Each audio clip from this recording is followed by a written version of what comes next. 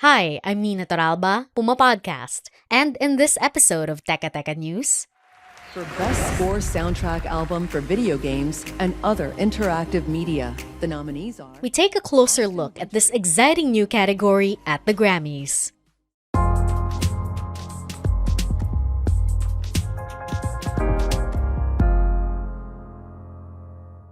We're at the tail end of award season in the US, and on February 5, the Grammy Awards were handed out. Siyempre, si Queen Bey pa rin ang naghari. And the Grammy goes to Cuff It! For Best Traditional R&B Performance. Beyonce.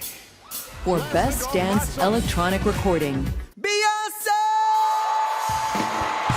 Breaking the record for the most Grammy wins of all time. Racking up 4 awards, namely Best R&B Song, Best Dance Electronic Recording, Best Dance Electronic Album, and Best Traditional R&B Performance.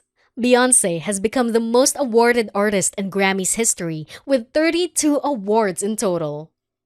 But while Beyoncé's win and Taylor Swift's Midnight Blue dress are filling your Facebook feeds, baka hindi nyo nabalitaan, there is now a video game music category at the Grammys. And last Sunday, nanalo ang soundtrack ng Assassin's Creed Valhalla Dawn of Ragnarok by composer Stephanie Ikonomu.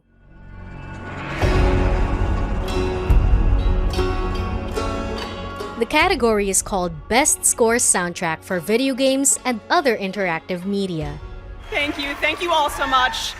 Thank you to the Recording Academy for this incredible honor, to Ubisoft and Simone Landry for inviting me. And this was how the Grammys explained it on their website. Quote, "The connection between video games and music has evolved into a massive market that's projected to exceed $200 billion globally this year. Recognizing its significant cultural impact, the Recording Academy has even created a new category." End quote. And lastly, I just want to recognize all of the people who fought tirelessly to bring this category of video game music into existence.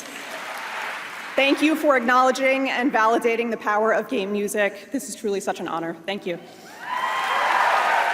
Other nominees that night were Aliens Fireteam Elite by Austin Wintory,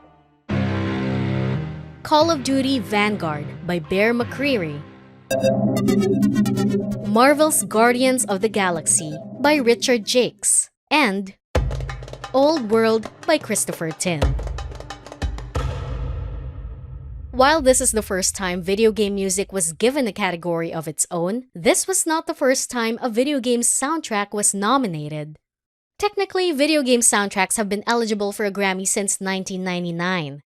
Christopher Tin's Baba Yetu theme for Civilization 4 is the only one that has been nominated before, but under the category Best Score Soundtrack for Film, Television, and Other Media.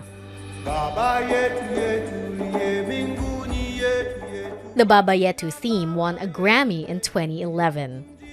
So, why only now? Why has it taken this long to create a category for video game music?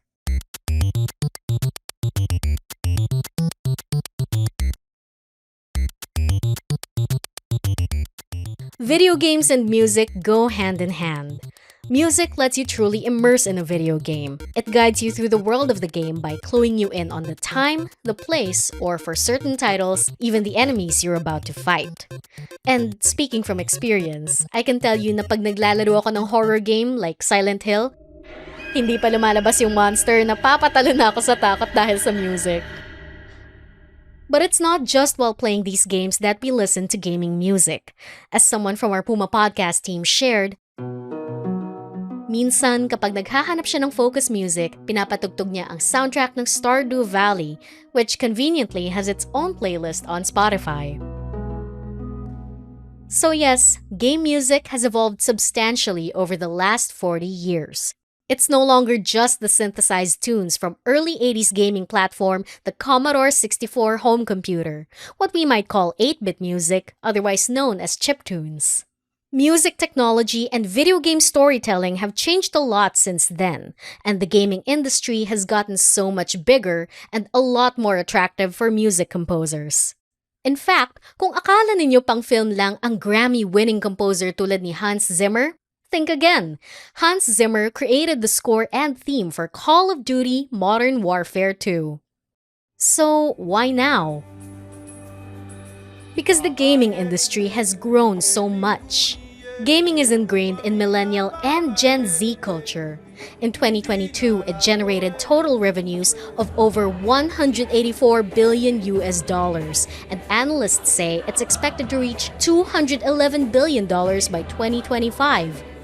And music is integral to the gaming experience. Think of the last time you played a game and shared its soundtrack with your friend, or how Super Mario's "Dun-dun-dun-dun-dun" is one of the most recognizable tunes of our generation and the generation before us.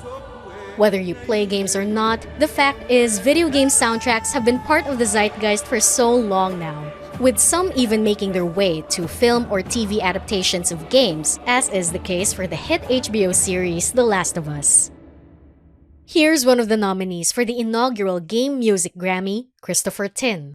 My two best-known pieces that I've composed are both themes to the video game series Civilization. I wrote the themes for Civilization 4 and Civilization 6, and those songs are Baba Yetu and Sonia de Volare.